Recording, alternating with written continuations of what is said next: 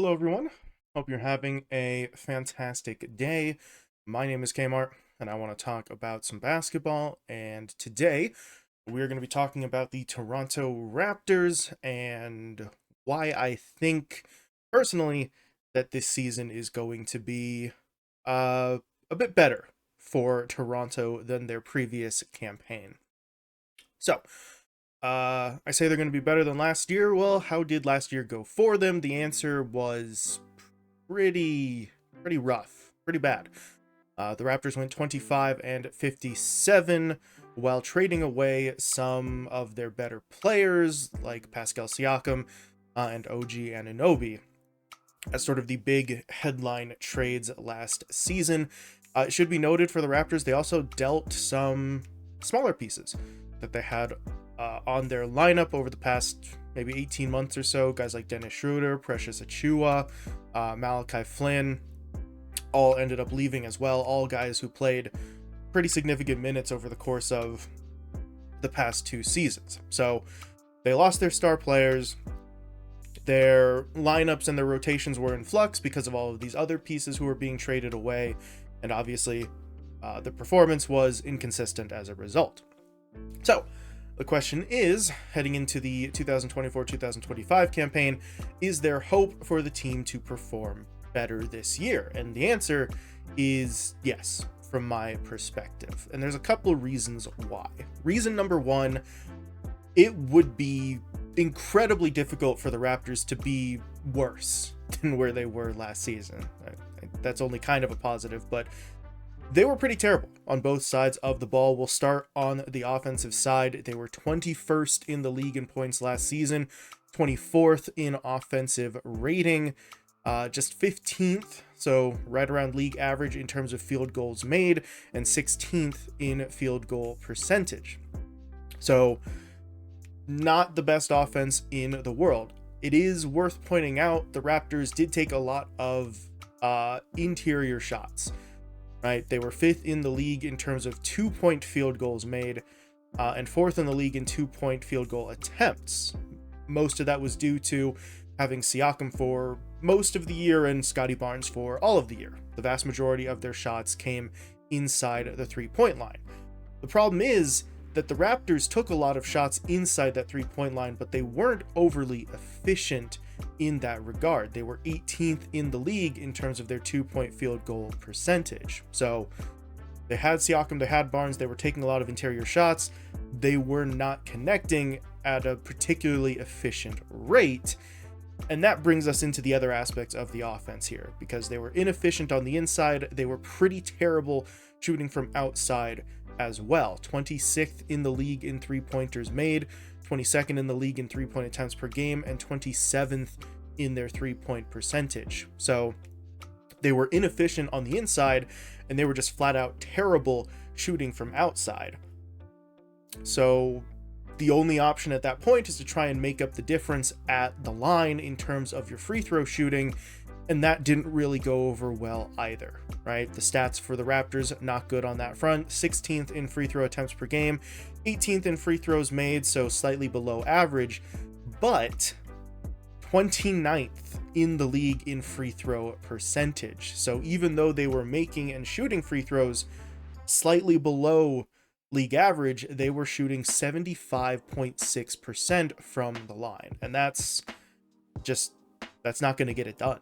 So you have a team that preferred to play inside because it was frankly bad at making threes, but they couldn't be efficient on the inside, but also couldn't hit free throws if they managed to play on the interior and draw fouls. So across the board, the Raptors offense really did not work particularly well. Not a good look. The defense for Toronto was honestly even worse than that, right? They were 25th in the league in points. They were also in the bottom 5 in field goals made, field goal percentage, 3-pointers made, offensive rebounds, total rebounds, and assists.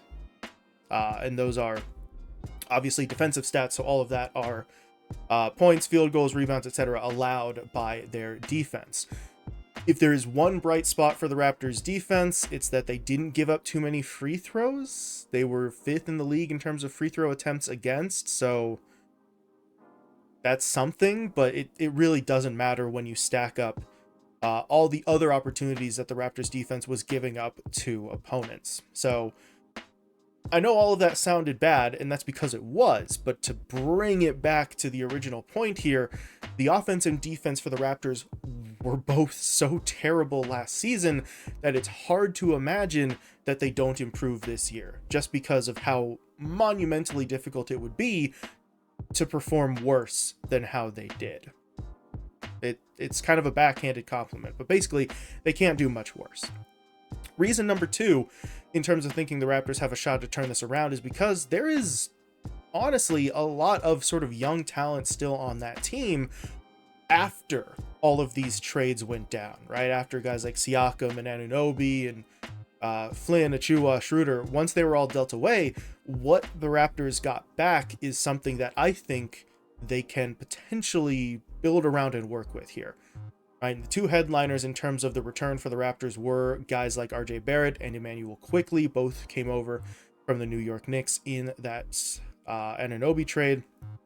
They played just in the realm of 30 to 40 games, so a little under half a season in a Raptors uniform.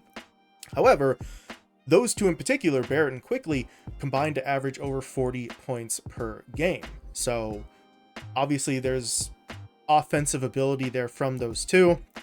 Barrett is still under contract for I think 3 more seasons, including this one, and they re-signed Quickley in this last offseason. So those 2 guys are both locked down for multiple seasons.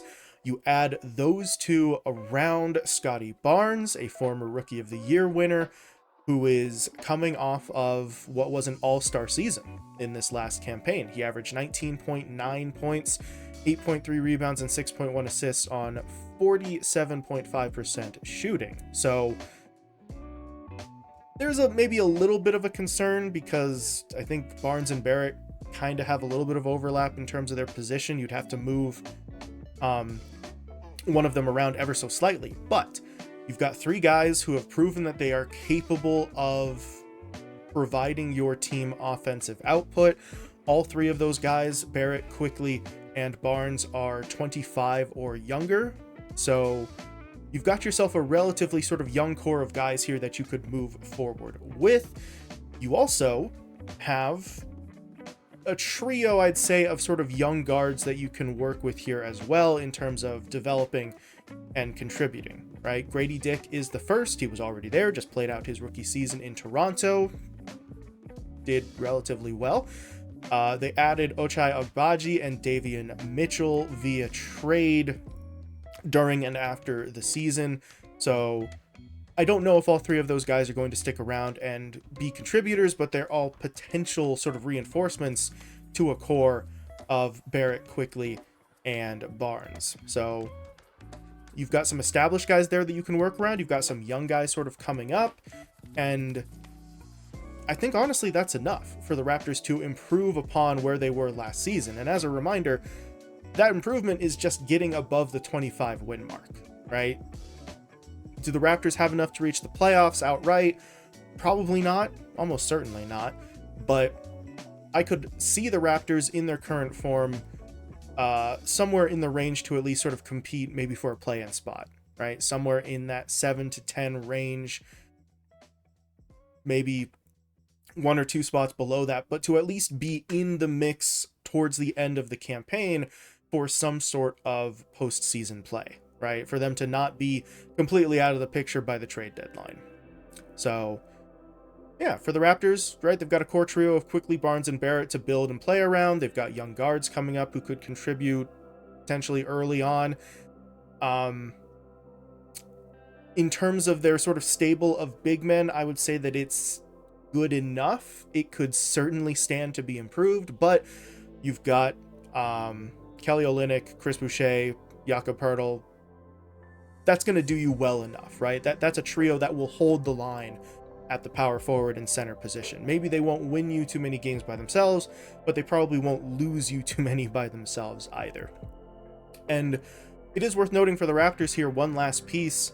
they might still get something back in terms of a potential Bruce Brown trade. The rumors say that they're still looking to move him, so there could be further assets incoming to the Raptors if and when that trade goes down, or if it doesn't, then Bruce Brown will play out the last year of his contract. Maybe he can make a contribution directly on the court. But all the Raptors got to do is beat out a 25-win season that they had last year, and I think they are fully capable of doing that with the roster that they have right now.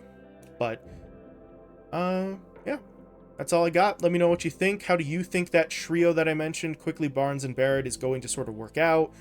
Position-wise, will they have to move some players around? Do you think any of those young players, Grady Dick, Agbaji, Mitchell, do you think any one of those three is going to be able to immediately contribute? And where do you see the Raptors landing this season in terms of their record and in terms of their expectations? But other than that, please feel free to let me know what you think. But thank you all so much for watching, and I will talk to you later.